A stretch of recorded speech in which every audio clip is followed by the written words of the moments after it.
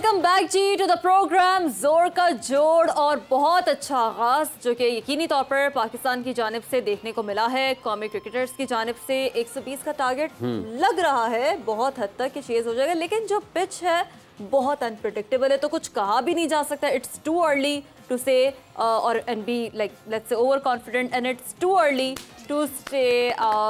और मेरा ख्याल है कि अभी हम मैच भी एंजॉय कर रहे हैं, साथ साथ एक चांस शो मिल भी गया चलाना है। चांस मिल गया जी, चांस मिल गया। शिवम दुबे ने मेरा ख्याल है जी कैच ड्रॉप किया है और इसी ड्रॉप कैच के साथ हम और ये जो लम्हात है ना, अब चूंकि पाकिस्तान कर रहा है बैटिंग, तो ये लम्हात हमारे आते रहेंगे। व्यूअर्स ने देना है हमारा साथ इस शो के जरिए। और बिल्कुल अभी एक ड्रॉप कैच हुआ है और पाकिस्तान ने भी आज ड्रॉप कैचेस पाकिस्तान की तरफ से भी काफ़ी हुए हैं। उसके बावजूद पाकिस्तान ने 119 रन पर इंडिया को ऑल आउट किया है और पाकिस्तान को एक लक जो मिली है यहाँ से उससे भरपूर तरीके से फ़ायदा उठाना चाहिए। तीसरा ओवर है जिसमें जसप्रीत बुमराह आए हैं गेंदबाजी करने के लिए। किस हद तक पाकिस्तान को मुश्किलात हो सकती हैं या पाकिस्तान को बआसानी ये मैच जीतना चाहिए।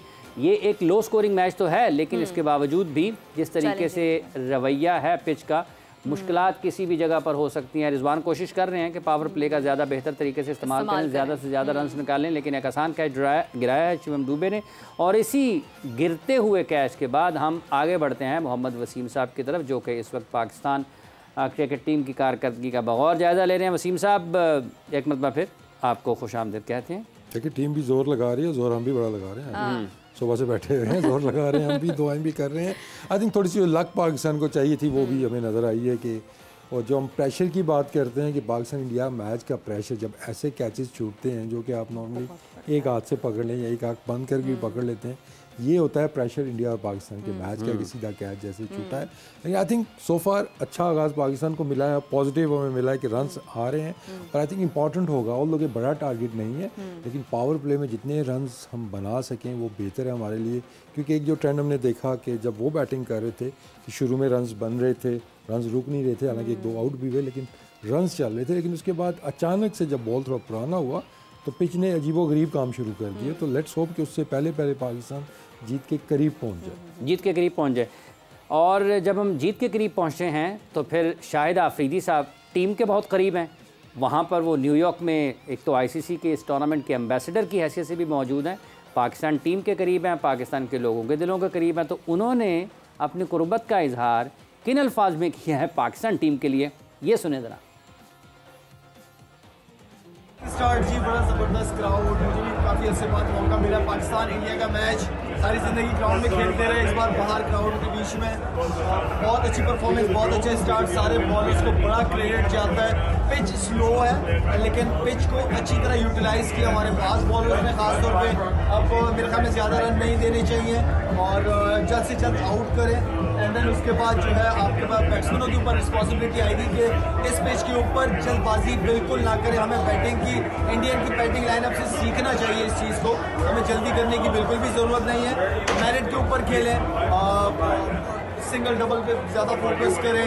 आई थिंक ये मैच हमें जीतना चाहिए, यहाँ से मैच। वसीम साहब एक और कैच ड्रॉप हो गया है। सर दुआएं काम आती हैं, काम आ रही है ना, आप लगता है बड़ा दिल से दुआएं कर रहे हैं। नहीं देखिए, अब हमारे से भी कैचेस छूटे, ऑब्वियसली वो जो प्रेशर की एक बात कर रहा है और वो दिख रहा है कि वो इंडिया की टीम बॉलर बैक जब होता है वो इतना इजी नहीं होता है, लेकिन जो पहला कैच था वो तो मतलब होने वाला कैच था। हाँ, लेकिन अभी भी दुआएं इसलिए बार बार कर रहे हैं कि पिच आप देखते जाएं कि हर ओवर के बाद पिच में कोई एक आध बॉल, जैसे अभी वाला बॉल जो हुआ कि वो किक हुआ ना ऊपर आया है, तो ये मुश्किलात हो सकते हैं। तो होपफुली ये जोड़ी, जैसे अभी शाहिद ने भी बात की है, वो जस्ट नीड टू बैट। आप नॉर्मल बैटिंग करें कि आप एक्स्ट्रा ऑर्डनरी कोई वो स्लो भी ना खेलें और बहुत एक्स्ट्रा ऑर्डनरी आपको तेज़ खेलने की भी ज़रूरत नहीं है। 6 रन की एवरेज आप वैसे ही कर लेते हैं, गैप्स में खेल के, सिंगल दुका जहाँ बाउंड्री का बॉल है उसको अवेल करें, तो जहाँ पे आपको बाउंड्रीज क्रिएट करने की ज़रूरत नहीं है। क्योंकि हमने इंडियन बैट्समैनों को भी देखा कि जहाँ वो बहुत ज़्यादा क्रिएट करने गए अपॉर्चुनिटीज़, वहाँ पर उन्होंने विकेटें कमाई है। तो यही फ़ायदा होता है चेस करने का। बड़ी ज़बरदस्त ये दिलेरी काम आई है, वो अच्छा रन कर गए। देखिए अच्छा खेले, उन्होंने चांसेस भी लिए, फिर उनको जबकि ये दिलेरी जो दीगर क्रिकेटर्स हैं उन्होंने दिखाने की कोशिश की, इंडियन क्रिकेटर्स ने, तो वहाँ विकेट तो गई नहीं। देखिए उनके 2-3 कैच छोड़ेंगे तो वो बाद में अच्छे ही लगेंगे आपको। उस दिलेरी में उन्होंने 3 चांस आपको दिए थे, हमने कैचेस नहीं पकड़े हैं, तो शायद हम ये 70-80 रन पे भी इनको रिस्ट्रिक्ट कर सकते थे। लेकिन बात फिर वही है कि यहाँ पे हमें थोड़ा बस नॉर्मल क्रिकेट खेलनी होगी, गेम अवेयरनेस जो अपनी उसको हाजिर रखें, एक्स्ट्रा ऑर्डिनरी कोई चीज़ ये जो हम बात करते हैं हमेशा कि अग्रेसिवली खेलना है, अब वो नहीं, अब आपने दिमाग से बड़ा खेलना है, स्पेशली लेंथ को देखते हुए सारी चीज़ें। देखिए एग्रेशन आपको उतनी चाहिए ना जितनी की डिमांड है। आपने मैच जीतना है, ऑब्वियसली जंग तो है नहीं कि हमने इनको मारना ही मारना है, हमने मैच जीतना है इनसे। तो 6 रन की एवरेज है, अगर आप 6 रन कर रहे हैं that mean you are aggressive. हाँ, अगर आप 3 की एवरेज से चल रहे हैं और जो आस्किंग रन रेट है वो ऊपर जा रहा है, तो उस स्टेज पे हमें नहीं लाना चाहिए जहाँ पे हमें एग्रेशन की ज़रूरत पड़े, क्योंकि वो हमने देख लिया है कि एग्रेशन इस पिच के ऊपर ऑन नहीं है। यहाँ पे यही है कंफर्ट आपकी कि 6, 5.5, 6 की जो एवरेज है ये अचीवेबल है और आराम से अचीवेबल है। तो आई होप कि ये पार्टनरशिप जब डेवलप होगी, थोड़े से बैट्समैन सेट हो जाएंगे। वी ऑल नो के दोनों हमारे क्वालिटी ओपनर्स हैं, तो इनमें से एक भी कोई लंबा खेल जाता है, 70-80 करते हैं, तो आराम से मैच जीत जाना चाहिए। तहम्मुल मिजाजी से आपके ख्याल में बैटिंग की ज़रूरत है? किसी बैलेंस की हमें ज़रूरत है। तहम्मुल मिजाजी का देखें समटाइम हम गलत मतलब ले लेते हैं। हमें एक मैच मुझे याद है कि पाकिस्तान वर्सेस जिम्बाब्वे, इन जिम्बाब्वे था, हमने शायद मिसबाह कोच थे उस वक्त, आई थिंक मिसबाह कोच थे, तो 10 हमें शायद 110 करना था या 115 करना था। तो हमने तहम्मुल मिजाजी ऐसी की कि 10 ओवरों में 30 रन से हमारे और एक आउट था। उसके बाद 9 विकेटें थी, रन रेट ऊपर चला जा चुका था और हम मैच वो नहीं जीत सके थे। तो ज़्यादा ही तहम्मुल मिजाजी में आप चले गए थे।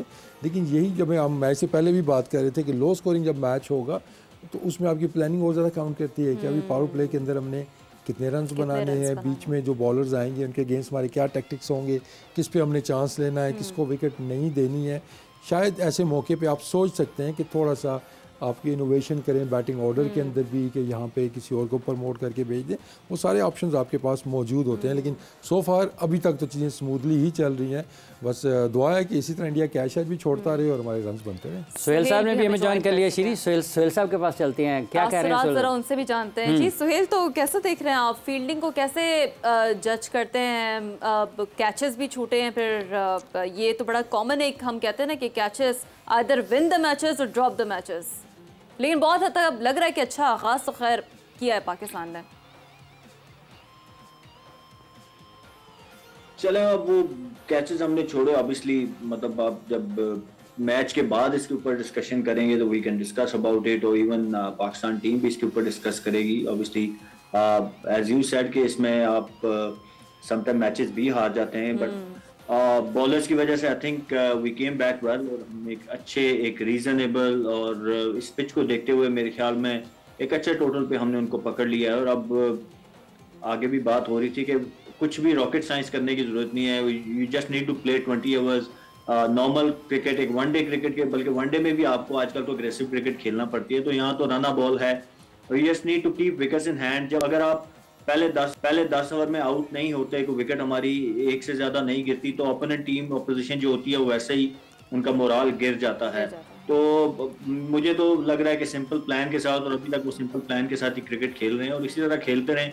विकेट्स नहीं गिरेंगी तो हम मैच नहीं हारेंगे। विकेट्स नहीं गिरेंगी तो मैच नहीं हारेंगे। सुहेल साहब, ये जो गेंद बॉलिंग अगर दोनों टीमों की देखते हैं, इब्तदा में अब लगता है कि गेंद उतना ज़्यादा सीम नहीं कर रहा है। पाकिस्तान बैटिंग कर रहा था तो बॉल सीम ज़्यादा कर रहा था, तो आपको लगता है कि कुछ थोड़ा फेवरेबल हो रही है पिच बैटिंग के लिए? एक्सपेक्टेड था, जब धूप लगती है, मॉइस्चर पिच में से ड्राई होता जाता है, फिर एक पहली इनिंग 20 ओवर हो चुके होते हैं, पिच यूज होती है, तो ये हमेशा होता है कि पहली इनिंग में लैटरल मूवमेंट आपको ज़्यादा स्विंग सीम देखने को मिलता है। कंपैरेटिवली जो बॉल या पिच यूज़ होती जाती है, धूप का भी बड़ा एक फैक्टर है। धूप लग रही है और वहाँ पे बड़ी जो है धूप बड़ी स्ट्रांग होती है, तो ये सारे फैक्टर को देखते हुए और अभी लग रहा है कि बॉल कुछ बॉलें सेम हुई बट मैनेजेबल हैं, कोई इतना कुछ ज़्यादा ट्रबल वाली चीज़ कोई हमें अभी तक कुछ ऐसा देखने को नहीं मिला कि जहाँ बैट्समैनों को बहुत ज़्यादा डिफ़िकल्टीज आ रही हों। और एज अ सेट कि अगर एक दो हमारी 20 रन 30 रन की एक और पार्टनरशिप लगती है, या यही पार्टनरशिप हमारी 50-55 रन तक जाती है, तो फिर बहुत ज़्यादा चीज़ें आसान हो जाएंगी हमारे लिए। तो वो टॉस का और बाबर आउट हो गए हैं जी, बाबर आउट हो गए हैं। सुहेल तनवीर साहब, एक चौका लगा, उन्होंने एक ऊंचा बॉल था जिसको खेला, लेकिन अगला बॉल स्लिप में गया है और ये पहली विकेट गिरी है पाकिस्तान की। पाकिस्तान के कप्तान बाबर आजम आउट होकर पवेलियन वापस लौटे हैं। आई थिंक रेफर हो गया, शायद ये कैरी हुआ है कि नहीं हुआ है। कैरी हुआ है? हाँ। अभी आई थिंक थर्ड अंपायर के पास जाएगा और जिस तरह हमारी लक चल रही है मुझे लग रहा है कि ये फिर नॉट आउट हो सकता है। अच्छा, हो सकता है नॉट आउट। आज हमारा दिन है भाई, जीतना आज हमारा दिन है इंशाल्लाह। आज हमारा दिन। जी सुहेल साहब आप जारी रखिएगा। आप कह रहे थे कि सीम हल्का फुल्का हो रहा है, मैनेजेबल है, कुछ ज़्यादा नहीं है। जी बिल्कुल। अभी कुछ पिच पे अगर हम वसीम भाई बैठे हुए बैट्समैन है बेहतर बता सकते हैं, बट ऑब्वियसली अभी मुझे कुछ ऐसा खास थ्रेटनिंग चीज जिसको हम कहते हैं ना कि कोई थ्रेट हमें ऐसा में कोई बुमराह भी अभी बॉलिंग कर रहे हैं तो उनकी कोई लैटरल मूवमेंट कुछ स्विंग हमें इतना ज्यादा नजर नहीं आ रहा है। तो हमें अब यहाँ पे अगर हम खुद ही कोई गलतियां करेंगे तो शायद, वरना ऐसा मुझे लग नहीं रहा कि कोई ऐसा थ्रेट है जिसकी वजह से हमें कोई मुश्किल चाहिए इस रन चेज में। रन चेज में कोई मुश्किल होनी नहीं चाहिए, कोई ऐसा खतरा लग नहीं रहा। देखिए एज अ बैट्समैन अभी जो सोहेल ने बात की ना कि हर दूसरा तीसरा बॉल जब कोई पिच ट्रिक्स खेल रही हो ना तो एज अ बैट्समैन फिर आप कभी भी सेटल नहीं हो पाते। लेकिन जब कोई हर 2 ओवर बाद एक आध बॉल ऊंचा नीचे आ जाए ना तो एज अ बैट्समैन आप काफ़ी ज़्यादा कंफर्टेबल। बाबर आउट हो गए। बाबर आउट हो गए। हाँ जी, पहली विकेट गिर गई है यहाँ पे। तो लेट्स सी कि अब उस्मान आते हैं या फ़खर आते हैं यहाँ पे बैटिंग करने। आपके ख्याल में क्या वैसे बेहतर क्या होना चाहिए? देखिए स्टेबिलिटी की जरूरत है। बिलीव कि जब आपका लेफ्ट हैंड राइट हैंड का कॉम्बिनेशन होता है तो बॉलर्स को प्रॉब्लम होती है। और आज हमने देखा कि उन्होंने अक्सर पटेल को जो प्रमोट किया था वो हिटे मारने नहीं, उस टाइम पर उनको बारी लगाने उस टाइम अच्छा बाइस आउटस्विंग हो रहा था राइट हैंडर को, इस वजह से उन्होंने भेजा था। बट लेट्स सी अभी पता चल जाएगा। लेकिन जैसे सोहेल ने कहा कि इस पिच के अंदर के मतलब वो कोई इतनी ज़्यादा मुश्किल नहीं है कि जब आप कहेंगे 120 रन मुश्किल टारगेट है। हाँ यही 140, हालांकि कहने को सिर्फ 20 रन हैं, लेकिन इस तरह की पिच के ऊपर 20 रन एक्स्ट्रा या 30 रन वो काफ़ी दिक्कत आपको हो सकती थी। 20 रन दिक्कत दे सकते हैं। हाँ 140 का टारगेट होता तो शायद हम यहाँ पे ज़रा इतने रिलैक्स ना बैठे होते जिस तरह अभी हम बैठे मतलब हैं। आज जो रिलैक्स हैं वो ये है कि 120 है। 120 जी हम वो देखें। आप बारीक बीनी में जाएंगे तो आप फिर बात करेंगे जी कि हम उस्मान बारी के लिए। हाँ उस्मान ऑब्वियसली मेरे साथ थे, ये PSL में मेरी टीम के अंदर ही थे। मुझे थोड़ा सा ये है कि जब ball is moving around a bit तो इतने ज़्यादा कॉम्पैक्ट बैट्समैन नहीं है। नॉर्मली स्पिन को अच्छा खेलते हैं, इज़ अ बिजी क्रिकेटर। तो अगर थोड़ी सी हम कंडीशंस को देखते हैं, मैच की सिचुएशन को देखते हैं, अल्लाह करे कि हम यहाँ से मैच जिता जाए हमें। लेकिन शायद यहाँ पे एक्सपीरियंस्ड आपके अगर इफ्तिखार को भेज दिया जाता नहीं, उनकी भी स्ट्रेंथ नहीं है कि पेस अगेंस्ट पेस। अच्छा हाँ तो एक फ़खर ज़मान ही मेरे ज़हन में आता था कि शायद उनको, क्योंकि वो ओपन कर चुके हैं पहले, वो जेन्युइन ओपनर है तो मूविंग बॉल को वो बेहतर तरीके से खेल सकते हैं। तो अभी तक तो स्ट्रगल करते हुए उस्मान नजर आ रहे हैं। होप कि ये स्पेल वो निकाल जाए। अच्छा ये उनके पास भी 4 फास्ट बॉलर्स हैं सोहेल साहब। चूँकि 120 रन हैं और पिच के हवाले से गुफ्तगू की है मोहम्मद वसीम साहब ने कि ये जब इस किस्म का पिच होता है बैसियत बैट्समैन आप कभी भी सेटल नहीं हो पाते हैं कि कोई भी बॉल आ सकता है। 4 उनके फास्ट बॉलर्स हैं। शिवम दुबे की तरफ से भी उन्हें एक एज मिलता है उस गेंदबाजी में। तो आपको लगता है कि अगर पिच इसी तरह बिहेव करता है, रन्स आज़ादाना नहीं बनते हैं या आसानी से नहीं बनते हैं, तो ये इंडिया अपने फास्ट बॉलर्स की मैक्सिमम यूटिलाइजेशन की तरफ जाएगा कि विकेट्स लेते रहें और उनके ऊपर आए, स्पिनर्स का कम इस्तेमाल करने की कोशिश करें?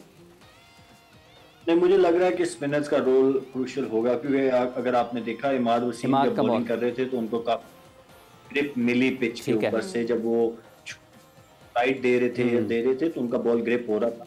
मुझे जो, अगर आप मुझसे पूछेंगे तो मुझे थ्रेट अगर अभी कोई नजर आता है तो उनके स्पिनर हैं, क्योंकि जडेजा भी इनटू द पिच तेज बॉलिंग तेज करते हैं। तो वो मुश्किल हो सकता है अगर उनका बॉल ग्रिप होना शुरू हो गया और जिस पेस से वो करते हैं। आपने इंडिया में देखा होगा वो टेस्ट मैचेस में जितनी भी वो वहां पे जडेजा के अगेंस्ट बहुत स्ट्रगल करते हैं, क्योंकि उनकी पेस बहुत ज्यादा है और उस पेस के साथ जब ग्रिप होता है ना बॉल, जब टर्न होता है तो वहां पे बड़ा मुश्किल हो जाता है। तो मुझे लग रहा है कि अगर बॉल स्पिन ना हुआ तो फिर तो हमारे लिए चीजें शायद फिर आसान का मतलब ये नहीं कि एक प्लेट में रख के वो हमें मैच दे देंगे, बट जो हम सोच रहे थे या जिस तरह हमारी बॉलिंग की दफा चीजें मुश्किल हो रही थी शायद उस तरह इनको हेल्प पिच से ना मिले। But still you need to work hard to chase these 120 run. ऐसा नहीं है कि वो इंडिया को प्लेट में रख के हमें दे देगा। प्लानिंग की बात है, आपने प्लान करनी है। हर देखिए जब इंटरनेशनल बैट्समैन इंटरनेशनल क्रिकेट खेल रहा होता है, दे आर मैच्योर इनफ। आप पिच पे जाते हैं तो चल जाता है, आप सिचुएशन कंडीशन को असेस करते हैं और अपने आप को उस हिसाब से अप्लाई करने की कोशिश करते हैं कि यहाँ मैंने किस टाइप की क्रिकेट खेलनी है। वो यहाँ बैठ के या इवन कोचेस बाहर बैठे हुए हैं तो वो आपको नहीं बताते। आप अपने ओके। सबसे बड़ा जज इंसान खुद होता है। जब आप अंदर जाते हैं, अंदर खेल रहे होते हैं, तो आपको पता होता है कि मैंने यहाँ कौन सा शॉट खेलना है, कौन सा नहीं खेलना, कहाँ मेरे स्कोरिंग शॉट इस पिच के हिसाब से हो सकते हैं और कहाँ मैंने शॉट नहीं मारने। तो ये सारी चीजें अब जो बैट्समैन वहाँ खेल रहे हैं उनको बेहतर पता होगा। मेरे हिसाब से अगर आप देखें तो हमें सिंपल रख के चीजों को लेके चलें, डीप लेके जाएं मैच को, तो आई होप के चीजें आसान हों। आसान होगी। जो बाबर आउट हुए हैं, बॉल किक की है?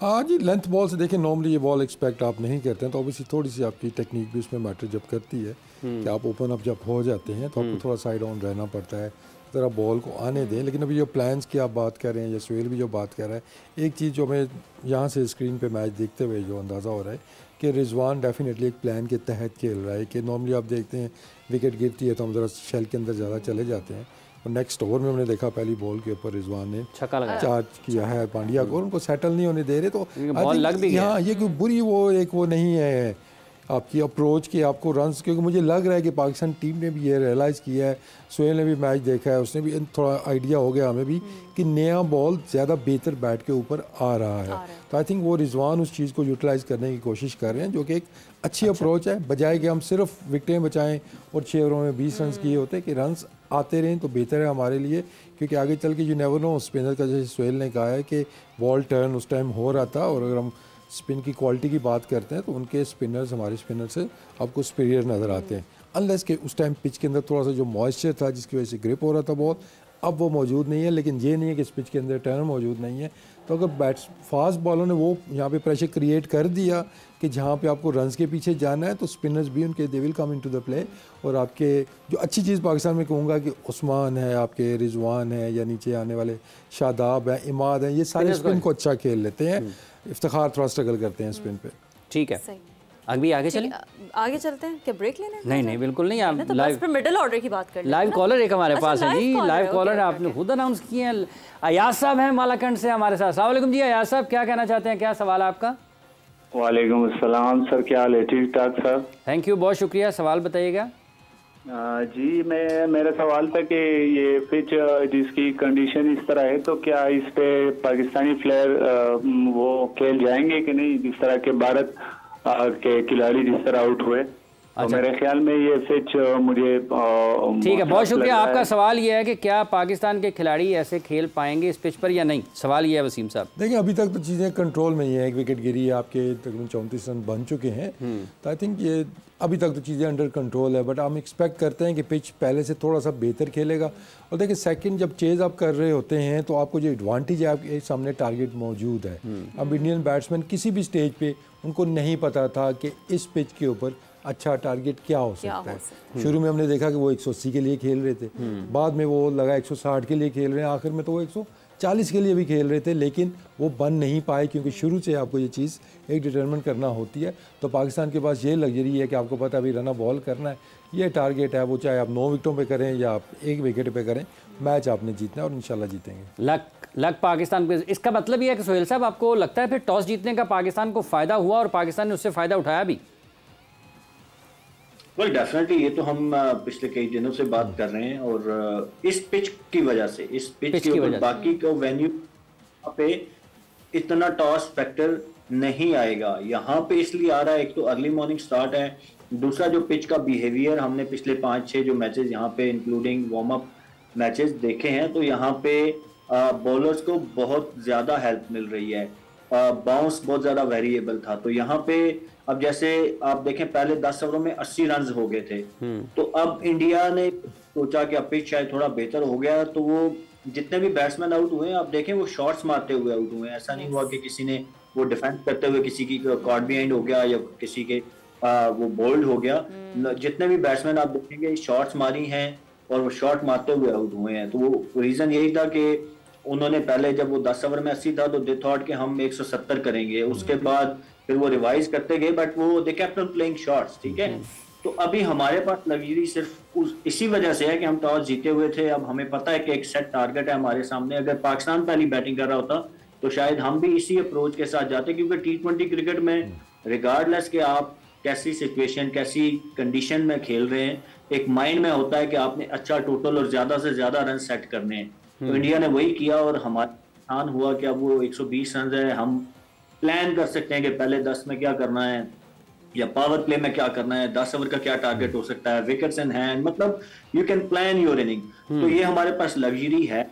होप के हम स्मार्ट क्रिकेट खेलेंगे और इस टारगेट को अच्छे तरीके से चेज करेंगे। सुहेल साहब, सॉरी वसीम साहब, शीरी जब अभी बात कर रहे हैं इसको हमें स्मार्टली खेलना है, रना बॉल है, तो अभी भी बावजूद इसके कि पाकिस्तान ने कुछ बाउंड्रीज भी निकाली हैं, तो 35 रन हैं 6 ओवर के इख्तिताम, मतलब पावर प्ले में 35 रन निकले हैं, 1 विकेट पाकिस्तान का गिरा है, तो रन आसानी से नहीं निकल रहे हैं फिर भी। और ये चैलेंजिंग हो सकता है। चैलेंज जो है ना पावर प्ले के बाद है कि जहाँ पे अब वो एक दो एरिया जैसे होते हैं जो बैट्समैन के फेवरेट होते हैं या पिच के हिसाब से पता चलता है। अब्दुल अजीज है लाहौर से। जी अस्सलाम वालेकुम अब्दुल अजीज साहब। ठीक है जी वसीम साहब कंटिन्यू करें, आई थिंक कॉल ड्रॉप हो गई है जी। तो अब यहाँ पे चैलेंज आएगा कि रन रेट आपने, क्योंकि अभी आप बाउंड्री से आपने मेंटेन किया तो अब बाउंड्री इतना इजी नहीं होंगे क्योंकि आप और अब सर्कल भी खुल जाएगा जी। तो यहाँ पे अब ज़रा जो रोटेशन ऑफ स्ट्राइक है ये चीज़ें मैटर करेंगी। लेकिन देखें बात फिर वही है कि अगर हम स्किल्स की बात करते हैं या इन सिचुएशंस की बात करते हैं, ये सारे प्लेयर्स इसमें से गुजरे हुए हैं। तो बस यही है कि इंडिया का थोड़ा सा जो प्रेशर है हमने उसको अगर हटाएं, नॉर्मल क्रिकेट खेल लें, तो मुझे नहीं लगता कि यहाँ से कोई प्रॉब्लम होनी चाहिए। और पिच डेफिनेटली बेहतर खेल रही है अभी तक जितना भी देखा है 7वां ओवर सही। ठीक है, कॉलर हमारे साथ मौजूद है अब्दुल अजीज साहब। जी अस्सलाम वालेकुम, क्या सवाल है? जी वालेकुम सलाम। मेरा सवाल नहीं है, मेरा सिर्फ एक बाबर आजम से माशाल्लाह से इतना अच्छा खेलता है, उसको ये इतना इस तरह की शॉट नहीं खेलनी चाहिए थी। बाबर को अब जितने भी आगे जो अल्लाह ना करे को बंदा आउट हो। चलें ठीक है, बहुत बहुत शुक्रिया आपका। आपका ये कहना है कि बाबर को ऐसा शॉट नहीं खेलना चाहिए था। अब कोई एक शॉट तो खेलना है ना भाई, स्कोर करने के लिए अगर उन्होंने भी बॉल लेना है। अच्छा, इसी जगह पर आगे बढ़ते हैं सुहेल तनवीर साहब की तरफ। और सुहेल तनवीर साहब की तरफ बढ़ने से पहले रास्ते में एक स्पीड ब्रेकर है और स्पीड ब्रेकर ये कहता है कि आप यहाँ पर रुक जाएँ, वक्फा ले लें। वक्फा लेते हैं और फिर आगे बढ़ते हैं। वक्फे के बाद आएंगे और इस मैच मज़ीद बात करेंगे।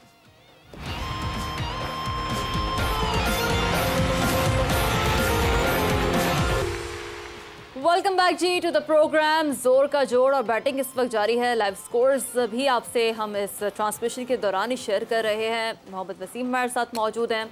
वसीम साहब और अभी एक और काम हुआ है, ताज़ा खबर आई है। क्या ताज़ा खबर ये आई है कि जुगनू मोहसिन साहिबा ने हमें ज्वाइन किया है। जी अस्सलाम वालेकुम जुगनू साहिबा। वालेकुम सलाम, how are you all? Thank you, बहुत बहुत शुक्रिया। देख रही है मैच, कुछ जोश जज्बा बताएं ज़रा पाकिस्तान के मकबूल तरीन खेल को देखते हुए, पाकिस्तान टीम को देखते हुए, और बिलखुसूस जब इंडिया पाकिस्तान का मैच हो रहा हो तो हर पाकिस्तानी जुड़ा होता है, भले थोड़ी बहुत ही क्रिकेट से दिलचस्पी हो। और क्रिकेट की तो वैसे ही कोई बाउंड्रीज नहीं होती है।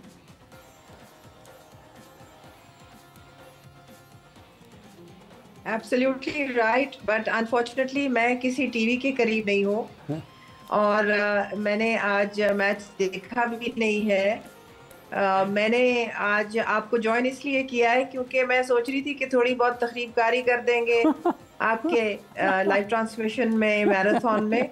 इसके अलावा मैं कोई क्रिकेट पे कमेंट्री नहीं कर सकती। अच्छा चलें, कुछ ऐसा पूछ लें क्योंकि अभी हमने चूँकि मुख्तलिफ, जैसे आप सियासी तज्ज़ियाकार हैं, अबसार आलम साहब से बात की, इफ्तिखार साहब से बात की, तो उनका एक ये मानना है कि ये पाकिस्तान में जो हुक्मरान हैं ये खेलों को लेकर संजीदा नहीं होते हैं। तो आपको लगता है कि पाकिस्तान में एक ही खेल बचा है जो कि क्रिकेट, जो कि मुल्क को जोड़ती है, बहुत बड़ी इत्तेहाद की ताकत और क़ुव्वत है, कराची से खैबर तक लोगों को जोड़ती है, तो इस खेल के हवाले से भी हुकूमत संजीदा नहीं है? और क्या वाकई हुक्मरानों के पास कुछ वक्त होना चाहिए खेल के मयार को बुलंद करने के लिए, इसके बुनियादी ढांचे को, इसके निज़ाम को बेहतर करने के लिए?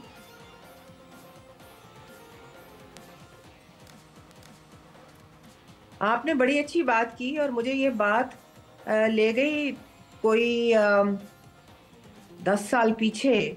बिकॉज जब उस वक्त के वज़ीर आज़म मियाँ नवाज शरीफ ने सेठी साहब को कहा कि आप पीसीबी के चेयरमैन बने, तो ये उनको इनकार करके घर वापस आ गए। जब घर आए तो मैंने पूछा कि आप कहाँ से आ रहे हैं और क्या बात हुई और वगैरह। उन्होंने बताया कि इस तरह मियाँ साहब ने मुझे कहा कि आप चेयरमैनशिप ले लें पीसीबी की, और मैं उनको बड़ी मुअद्दबाना तरीके से इनकार कर आया हूँ। तो मैंने कहा आपने बहुत अच्छा किया, हमारे बच्चे भी वहाँ थे उस वक्त, अली और मीरा, और हम तीनों ने कहा कि आपने बहुत अच्छा किया, ये काम आपके करने वाला नहीं है, आप अपने बाकी काम कीजिए। तो उसके बाद अगले दिन मियाँ साहब ने परवेज़ रशीद साहब को हमारे घर भेजा और उन्होंने सेठी साहब को बैठ के कहा कि नजम, तुम सियासी आदमी हो, तुम्हें क्या ये मालूम नहीं है कि क्रिकेट जो है वो पाकिस्तान के लिए कितना अहम है और कितनी ही आवाम की दिलचस्पियाँ क्रिकेट में की हुई होती हैं। तो ये तो एक बहुत बड़ा सियासी अमल है और बहुत बड़ा एक सियासी प्लेटफॉर्म है कि इसको अगर दोबारा से रिजुविनेट किया जाए, रिफ्रेश किया जाए और आवाम के लिए कुछ काम किया जाए, तो ये तो एक बहुत बड़ी खिदमत होती, बहुत बड़ी खिदमत होगी। तो कहने लगे चले मुझे सोचने दें। फिर उन्होंने ये बात हमसे की। मैं तो खैर फिर भी इस चीज़ की कायल नहीं थी, लेकिन ये बात मेरे दिमाग में ज़रूर खटकी कि absolutely it is one of the unifying forces in Pakistan. लोगों का ये पैशन है और आवाम की ज़िंदगियों में मुश्किलात जो भी होती हैं, ये क्रिकेट आवाम को रिफ़्रेश भी करती है, एक मौका सेलिब्रेशन का भी देती है, महसूस होने का भी देती है, और फिर बहुत से यंगस्टर्स जो हैं वो इसका ख्वाब भी देखते हैं।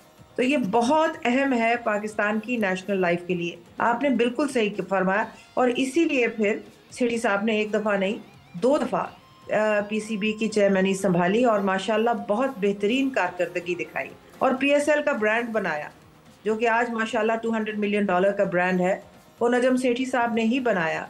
और कई 20 साल पहले लोगों ने बड़ी कोशिश की, 20 साल से कोशिश कर रहे थे पीएसएल बनाने की, लेकिन वो सेठी साहब को अल्लाह ने तौफीक देनी थी और हमें बहुत खुशी हुई जब उन्होंने पीएसएल बनाया।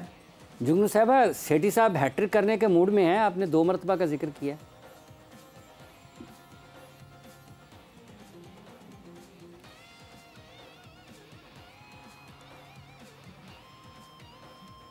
आप सुन रही हैं जुगनू साहबा, मैंने कहा आपने 2 मरतबा का जिक्र किया कि सेठी साहब ने 2 मरतबा चेयरमैन बने पाकिस्तान क्रिकेट बोर्ड के।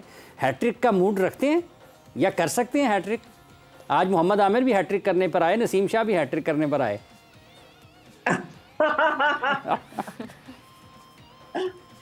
हैट्रिक तो सेठी साहब तब करेंगे ना जब वो साहब जिन्होंने हैट्रिक की पोजीशंस थामी हुई है, 3 पोजीशंस थामी हुई है, जब उनको एहसास हो जाएगा कि ये उनके बस का रोग नहीं है, इज्जत बचा के घर चले जाए, फिर हो सकता है सेठी साहब हैट्रिक कर लें।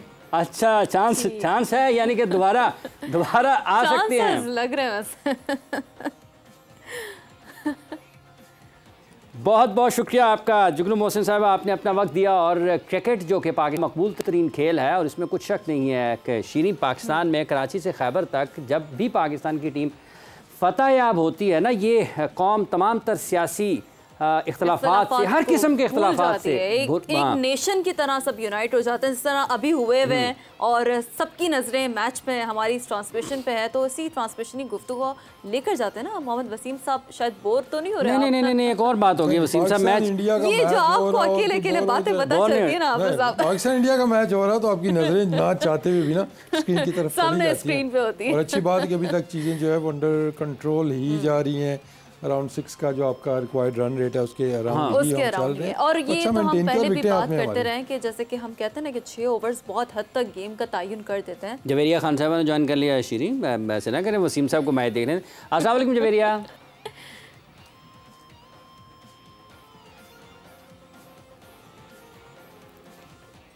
आई थिंक आवाज़ शायद हमारी स्टक है। वसीम साहब राब्ता बहाल करने की कोशिश कर रहे हैं हम जवेरिया खान साहबा से। तो आपको लगता है कि अभी तक चीज़ें कंट्रोल में है? 10 ओवर्स का इख्तिताम पर है और एक छक्का लग गया है। 57 रन 10 ओवर्स के इख्तिताम पर। जनाब मोहम्मद वसीम साहब, 1 विकेट गिरा है, पाकिस्तान कंट्रोल में है। देखिए, हमने शुरू में जो बात की थी कि आपको इसी जो रन रेटर्स के अराउंड ही आपको रहना होगा, वो बड़े ऐसे तरीके से अभी तक चला है कि 10 और हाफ रन आपने बना लिए हैं। 9 विकेटें 10 ओवर में मजीद 60 रन, प्रॉब्लम होनी नहीं चाहिए। प्रॉब्लम एक ही हो सकती है कि यहाँ पे कोई क्लैप्स हो जाएगी, 2-3 आपकी विकेटें जल्दी गिरें, तो वही एक सूरत है। लेकिन वो भी अभी कोई चांस लग नहीं रहा है। दोनों बैट्समैन हमारे अच्छा खेल रहे हैं और बेहतर इंटेंट के साथ खेल रहे हैं। उस्मान वेरी इंप्रेसिव, जिस तरह निकल के उन्होंने अभी एक्स्ट्रा कवर के ऊपर से फास्ट बॉलर को उन्होंने शॉट जो खेला है, तो obviously he is growing in confidence. Rizwan season player हैं, इस सिचुएशंस में उन्होंने मैचेस जिताए हुए हैं, तो यहाँ से एक स्मूथ सेलिंग हमारी होनी चाहिए, कोई प्रॉब्लम आनी नहीं चाहिए यहाँ पे। अच्छा, जैसे कि वसीम साहब अब जुगनू साहब भी जो बात कर रही थी, इससे पहले अब आई थिंक अफसार साहब, इफ्तिखार साहब से भी ये बात हो रही थी, तो ज़रूरत है इस बात की। अच्छा, जवेरिया साहब अभी हमें ज्वाइन कर चुकी हैं। अब अस्सलाम वालेकुम जवेरिया, कैसी हैं आप? और यकीनी तौर पर मैच इंजॉय भी कर रही होंगी, देख भी रही होंगी, और एक नर्व्स का खेल ना सिर्फ क्रिकेटर्स के लिए होता है जो ग्राउंड पर मौजूद होते हैं, बल्कि हम सब के लिए होता है, शायकीन क्रिकेट के लिए जो कि इस वक्त मैच देख रहे होते हैं।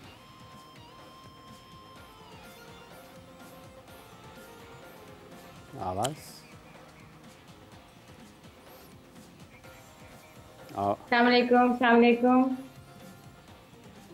बहुत बहुत शुक्रिया जवेरिया आपके वक्त का। बताइएगा किस तरह से देख रहे हैं? वसीम साहब कह रहे हैं कि पाकिस्तान की टीम ने बड़े अच्छे अंदाज में अभी तक तो इस मैच को कंट्रोल कर रखा है। 10 ओवर्स के इख्तिताम पर मेरा ख्याल है 57 रन हो चुके हैं।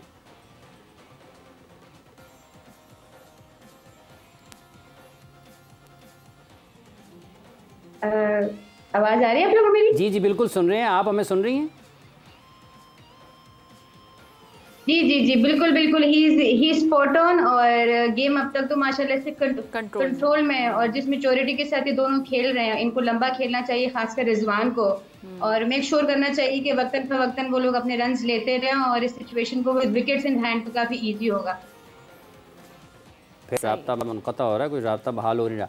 कोई परेशानी किस तरीके से हम बच सकते हैं इस सारे मैच में, बाकी के 10 ओवर्स में? जैसे पहले 10 ओवर खेले ऐसे अगले 10 भी खेल जाए। 10 ओवर तो 10 ओवर पूरा मैच जाएगा नहीं। हाँ। जो जिस कंट्रोल से बैट्समैन खेल रहे हैं, जिस कॉन्फिडेंस से खेल रहे हैं, मुझे लगता है कि अगले 6 से 7 ओवर में ये मैच हमारे हक में इंशाल्लाह ख़त्म हो जाएगा। 6 से 7 ओवर्स में वही कि मैंने कहा ना कि क्लैप्स हो जाएगी, बैक टू बैक 2-3 विकेटें गिरे, वही एक सूरत है, लेकिन ऐसा लग नहीं रहा है, और हमारी दुआएं भी ऐसी हैं कि नहीं होगा ऐसा। सुहेल तनवीर साहब, आपके ख्याल में यही एक तरीका वाहिद है और बेहतर है कि पाकिस्तान किसी भी किस्म की परेशानी से बचे हुए इस मैच को फतह की तरफ लेकर जा सकता है? परेशानी देखें हो नहीं रही कुछ ऐसा, कुछ ना स्पिनर्स को इतनी, एक जडेजा का भी एक बॉल हुआ है, टर्न हुआ है बाकी, लेकिन ये दोनों प्लेयर हमारे बेस्ट प्लेयर हैं स्पिनर्स के अगेंस्ट। अगर आप देखें, उस्मान को भी फीट यूज़ करने आते हैं, स्वीप मारनी आती है, कट मारनी आती है, सेम गोज टू रिजवान। तो स्पिनर्स के अगेंस्ट इनको प्रॉब्लम, हाँ अगर यहाँ पे कुलदीप यादव होते तो शायद मुझे टेंशन होती, क्योंकि उनके पास वेरिएशन इतनी ज़्यादा है कि वो इस पिच पे हमारे लिए प्रॉब्लम्स क्रिएट कर सकते थे। राइट नाउ मुझे नहीं लग रहा कि कोई हमें प्रॉब्लम होनी चाहिए। ऑब्वियसली क्रिकेट है, आप गारंटी नहीं दे सकते किसी चीज़ की, बट जैसे अभी पिच खेल रही है मुझे लगता नहीं है। और वसीम भाई ने जैसे कहा कि जो ये रन्स करीब आते जाएंगे तो आप देखेंगे कि थोड़ा और फ्रीली खेलना शुरू कर देंगे दोनों, उस्मान भी रिजवान भी, और मुझे लग रहा है कि 17 से 18 ओवर में ये मैच ख़त्म हो जाएगा। आई होप कि कोई ऐसा लैप्स ना हो, क्योंकि माजी में हुए हैं ऐसे, क्रिकेट है, आप गारंटी नहीं कर सकते। आई होप कि ऐसा कोई दोबारा सीन ना क्रिएट हो और हम इजीली क्रूज करके ये मैच, क्योंकि ये बहुत ज़रूरी है। देखें, अगर जब आपने पकड़ लिया हुआ है एक टीम को और आप अच्छे पहले 10 ओवर खेल लिए हैं, तो मूविंग फॉरवर्ड ये चीज़ बड़ी इंपॉर्टेंट है आपके लिए कि आप इंडिया जैसी बड़ी टीम को अगर कंप्रीहेंसिवली जीतते हैं, बगैर किसी के जीत लेते हैं, तो ये आगे के मैचेस में आपके लिए साइकोलॉजिकली आपको एज ए टीम बड़ा हेल्प करेगी कि आप छोटी टीम से हारे बट आप उतनी ही बड़ी टीम से जीते भी हैं। वो जो पिछली हार का सुहेल साहब, दूसरी विकेट पाकिस्तान की गिर गई है। पाकिस्तान के उस्मान खान आउट हुए हैं अक्षर पटेल की गेंद पर, विकेटों के सामने गेंद अपनी टांगों पर खाई और 57 रन पर। और ये वही वसीम साहब जो अंदेशा हम जाहिर कर रहे थे, जितनी अनप्रेडिक्टेबल है पिच, ये गालिबन उसी के अराउंड चीजें घूमती हुई नजर आ रही है। नहीं खैर, इसमें तो इसको जरा क्या बयान करते हैं? इसको आप कैसे, सीधा बॉल आप बीट हो गए हैं, हर चीज आप पिच पे ना डालें, बस आगे खेलने वाला बॉल था, पीछे खेल के सीधा खेलते। लेकिन देखें इतना बड़ा मैच है, छोटी मोटी हिकअप्स तो आएंगी। मतलब वो जो पैनिक जो है ना, पहली 2-3 विकेटों का मुझे इतना नहीं है कि ठीक है आपके रन बाद में पड़नी है, क्योंकि रन इतना ज़्यादा नहीं है ना, इतने ज़्यादा। जहाँ पे 150 रन होते 160 रन होते हैं ना, तो फिर आप एक एक बॉल को कहते हैं यार अभी पीछे कितने आधे रन आपने बना लिए हैं, और इसके बाद जो आने वाले बैट्समैन हैं तो मुझे उन पर कॉन्फिडेंस है कि चाहे वो शादाब हैं, इमाद हैं, ये सारे स्पिन को अच्छा खेल लेते हैं, तो उनको प्रॉब्लम होनी नहीं चाहिए। बात वही है, एक ही तरीका जिसका भी बार बार आपको एक वो थोड़ा सा हो रहा था, अंदेशा हो रहा था, वो यही है कि ये विकेट गिरी है तो इसके साथ अगर एक दो विकेट ना गिरे फिर प्रेशर पाकिस्तान, और ये ट्रेंड वैसे एक लगता है प्रेशर पे आता है, बल्कि फिर ये मोराल पे भी आ जाता है ना टीम के, जो हमने वही देखा है प्रीवियस इंडिया की विकेटें गिरनी शुरू हुई थी। ये एक और भी है वसीम साहब, सोहेल साहब, ये जो गुज़िश्ता 3, 4, 5 मैचेस में अगर हम देखते हैं तो पाकिस्तान की T20 क्रिकेट में भी एक बड़ा ट्रेंड सा रहा है विकेटें गिरने का। अगर एक दो विकेटें गिरती, एक विकेट गिरती है तो उसके बाद 2-3 इकट्ठे आउट हो जाते हैं, जैसे टेस्ट मैचेस में क्लस्टर में आपकी विकेटें गिरती हैं। मिडल ऑर्डर हमारा लेटली पिछली 2-3 सीरीज में प्रॉब्लम तो काफी अरसे से चला आ रहा है, लेकिन पिछले 2-3 सीरीज में तो बहुत ज्यादा प्रोमिनेंट होके सामने आया है। मिडल ऑर्डर हमारा इतना रिलायबल नहीं रहा है, बट हैविंग सेड दैट सारे प्लेयर जितने भी हैं, स्पेशली शादाब की बात करें, इमाद स्पिनर को अच्छा खेलते हैं, फखर स्पिनर को बहुत अच्छा खेलते हैं, आते ही अटैक करते हैं, उनके पास स्लॉग स्वीप भी है, छोटा स्वीप भी मार देते हैं। स्पिनर के अगेंस्ट अगर आपको स्वीप मारना आता हो तो चीज़ें आसान हो जाती हैं। और फखर का रोल अभी मुझे लग रहा है इसलिए इंपॉर्टेंट है कि दोनों लेफ्ट आर्म स्पिनर है उनके पास, और फखर का खेलना बहुत इंपॉर्टेंट है। वो 4-5 ओवर खेल जाते हैं तो आई होप के आपको टेंशन नहीं होगी, बट थोड़ा कंसर्न वही होता है जब विकेट के ऊपर विकेट गिरती है तो दूसरी टीम को एक होप मिल जाती है। जैसे यहाँ पे 20-25 की एक और पार्टनरशिप होगी तो वो उनका मोराल बिल्कुल डाउन हो जाएगा, और आप देखेंगे बॉडी लैंग्वेज उनकी बिल्कुल ही गिर जाती है जब आप डिफेंड कर रहे हो, और वहाँ पे पार्टनरशिप लग जाती है तो अपोजिशन बिल्कुल रह जाती है। तो हमें अब मेक तो यही करना है कि यहाँ विकेट, और छक्का लगा दिया जी, छक्का लगा दिया। आप जिस तरह से जिक्र कर रहे हैं विकेट नहीं गिरना चाहिए, आप कह रहे हैं सोहेल तनवीर साहब और फखर जमान का आपने जिक्र किया, तो छक्का लगाया उन्होंने अक्षर पटेल को, और पाकिस्तान आते साथ इन्होंने एंडोर्स किया आपके एनालिसिस को। छक्का लगाया उन्होंने, छक्का। और ये छक्के लगाने के साथ साथ छक्के छुड़ाने की भी जरूरत है वसीम साहब। हाँ जी वसीम साहब, छक्के छुड़ाने के मैचअप्स की अगर हम बात करते हैं जी सोहेल साहब।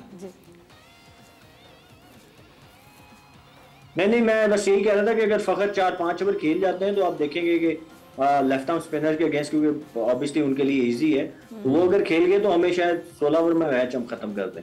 16 ओवर ना चाहते हुए मैं सुपर ओवर याद आ जाता है, तो फखर ऐसे छक्के मार रहे हैं, तो फिर उधर इन्होंने फेस क्यों नहीं किया था कि वहाँ पे ये मैच जिता सकते थे। लेकिन जैसे सोहेल ने कहा कि वी ऑल नो फखर के अगर वो अगले 5 ओवर भी मेरे ख्याल में खेल जाते हैं, रिगार्डलेस के लेफ्ट आर्म स्पिनर है, ये इवन पेसर भी आ जाता है, तो जिस इंटेंट से वो खेलते हैं, जो उनकी स्ट्रेंथ है, तो मैच को एक साइड पे कर देंगे। और आई थिंक कि बुरी अप्रोच नहीं होगी। अगेन वो एक लाइन है, उसको ना क्रॉस करें कि हर बॉल पे आप हिट मारने चाहें, जो भी आपके जोन के अंदर आर के अंदर बॉल आता है उस पर आपको चांस लेना होगा। लेकिन अच्छी चीज़ जो पाकिस्तान ने की, रिजवान एक एंड पे सेट हैं, वो अच्छा खेल रहे हैं, सिंगल दुके वो चला रहे हैं, तो उनका एक एंड संभाले रखना बहुत ज़रूरी है। उनका एक से एंड संभाले रखना बहुत ज़रूरी है। और जवेरिया खान पाकिस्तान की फॉर्मर क्रिकेट के साथ मौजूद हैं दोबारा से। जवेरिया, किस हद तक आप पुरुमीद हैं बैसित क्रिकेटर, और जिस तरह से पिच बिहेव कर रहा है सेकंड इनिंग्स में पाकिस्तान को निस्बतन आसान मिला है माहौल बैटिंग के लिए, कितना अहम है पार्टनरशिप पाकिस्तान के लिए, और जब वो भी इन हालात में कि चौके पे चौका लग रहा हो? देखिए, बज़ाहिर तो आसान है, लेकिन जब पाकिस्तान खेल रहा हो तो आपको एंड तक अपना दिल थाम के रखना चाहिए। और जैसे सर वसीम ने बात की, ये फखर जमान का बेस्ट टाइम है आने के लिए, क्योंकि जडेजा के भी अभी 2 ओवर रहते हैं और अक्षर अपना स्पेल करते हैं, तो लेफ्ट आर्म को बहुत बेहतर तरीके से निगोशिएट कर सकते हैं। और यहाँ पे रिजवान का बहुत ज्यादा रोल है, क्योंकि वो इस सिचुएशन में बहुत दफा आ चुका है, तो उसको ये सिचुएशन बेस्ट तरीके से हैंडल करने का पता है, और फिर अपने साथ साथ वो दूसरों को खिलाता रहेगा। तो मेरा नहीं ख्याल ये इतना लेट जाने की जरूरत है। लेकिन जहाँ पे रिजवान की अगर विकेट गिरती है तो फिर नीचे इतने एक्सपीरियंस वाले लोग नहीं है जिन्होंने ऐसे मैचेस फिनिश किए हों। He has to bat till the end with people playing around him. ठीक है। दूसरा ये बताइएगा कि पाकिस्तान की बॉलिंग ने आज बड़ा अच्छा परफॉर्म किया इनिंग्स के दूसरे हिस्से में 10 ओवर्स के बाद। क्या ऐसी ख़ास चीज़ आपको उसमें लगी कि बाउंस बैक किया? 10 ओवर्स में 81 थे इंडिया के।